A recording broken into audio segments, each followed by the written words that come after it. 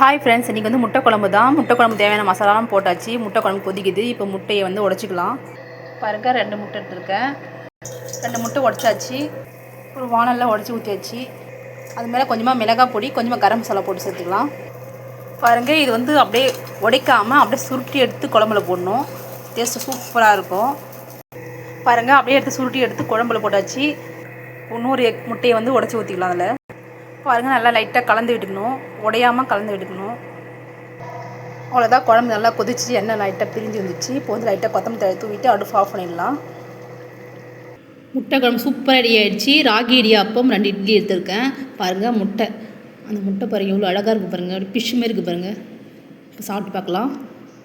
பாருங்கள், கொஞ்சம் இட்லி போட்டாச்சு. லைட்டாக முட்டையை வச்சு சாப்பிட்டு பார்க்கலாம். அப்படிங்கிற டேஸ்ட்டு உண்மையாக ரொம்ப சூப்பராக இருக்குது. வேறு லெவல், அவ்வளோ டேஸ்ட்டாக இருக்குது. இது வந்து டிஃபனுக்கும் சுட்டுக்கலாம்.